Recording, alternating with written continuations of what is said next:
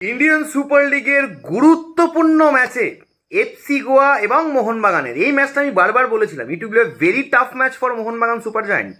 এবং সন্দেশ ঝিঙ্গান একটা গোল গিফট করলো মোহনবাগান সুপার জায়ান্টকে, যেটা জালে জড়িয়ে দিল এবং তার নিজের 9 নম্বর গোলটা করে ফেললো জেমি ম্যাকলারেন এই সিজনের ইন্ডিয়ান সুপার লিগে এবং মোহনবাগান সুপার জায়ান্টকে 1-0 লিডও দিয়ে দিল।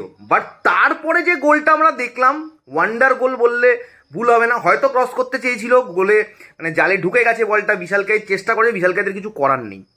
রনি উইলসনের যে গোলটা, এটা মনে থাকবে। আমার মনে হচ্ছে এইবারের ইন্ডিয়ান সুপার লিগে one of the best goal, if not the best গোল। এবং ম্যাচটা 1-1 বলে না, মানে নিজের নাক কেটে অন্যের যাত্রা ভঙ্গ বা সামথিং এরকম কিছু একটা আছে, আমি ভুল হলে তোমরা কমেন্টে লিখে দিও। সেটাই কিন্তু আজকে গোয়া করলো। গোয়ার এই ড্র করা মানে গোয়া 20 পয়েন্টে পৌঁছালো 12 ম্যাচে। গোয়ার চ্যাম্পিয়নশিপের আর চান্স নেই। ম্যাথামেটিক্যাল ক্যালকুলেশন তো অন্য কথা বলছে, যা এখনও হতে পারে, তবে আমার মনে হয় না যে 23 পয়েন্টে চ্যাম্পিয়ন হওয়া যাবে।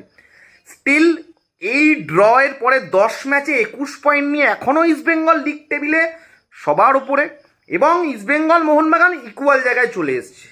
মোহনবাগান 2 নম্বরে, তার একমাত্র কারণ হচ্ছে গোল ডিফারেন্সে ইস্টবেঙ্গল এগিয়ে। এবং আরও আর একটা দিক খুলে গেছে, ইস্টবেঙ্গল মোহনবাগান যদি তাদের মানে দুটো করে তারা ম্যাচ জেতে 3টে ম্যাচের মধ্যে, এবং ডার্বি যদি ড্র হয়, তাহলে ইস্টবেঙ্গল চ্যাম্পিয়ন। এটা আমাদের মাথায় রাখতে হবে, এটা নতুন ক্যালকুলেশন।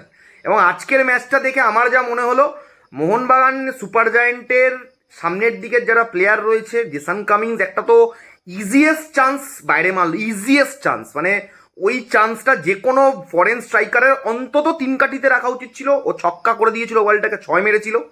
এবং ড্রাজিচো, আমি যদি বলি গোয়ার ড্রাজিচো কিন্তু শেষ মুহূর্তে একটা দুর্দান্ত সুযোগ পেয়ে গেছিল গোল করার মতো, বাট গোল করতে পারেনি। অল ওভার এই মুহূর্তে লিগ যে জায়গায় রয়েছে, দারুণ জায়গায় রয়েছে। পরবর্তী ম্যাচ জামশেদপুর ব্যাঙ্গালোর। ব্যক্তিগতভাবে যেহেতু আমি ইস্ট বেঙ্গল সমর্থক, সবসময় চাইছি যে জামশেদপুর পয়েন্ট লস করুক।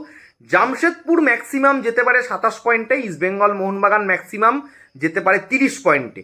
তবে আমার মনে হচ্ছে সামহাউ ইস্টবেঙ্গল মোহনবাগান দুজনেই এই মুহূর্তে 21 পয়েন্টে রয়েছে। সামহাউ আমার মনে হচ্ছে যে লিগটা 28 পয়েন্টে শেষ হবে, অর্থাৎ ম্যাজিক ফিগার ইজ 28। তোমাদের কি মনে হচ্ছে কোনটা ম্যাজিক ফিগার হতে পারে?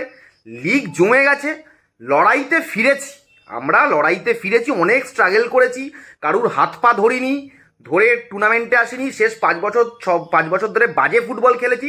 স্টিল 10 ম্যাচ পরেও আমরা 1 নম্বরে বসে আছি, নিজেদের দমে বসে আছি। দেখা যাক আগামীতে পাঞ্জাবকে হারিয়ে সেই দমটা, অক্সিজেনটা আরও বাড়ে কিনা শরীরে। তোমাদের কি মনে হচ্ছে এই ইন্টারেস্টিং ব্যাপার নিয়ে? অবশ্যই কমেন্টে লিখতে কিন্তু ভুলবে না, এবং do follow Bengali sports blog.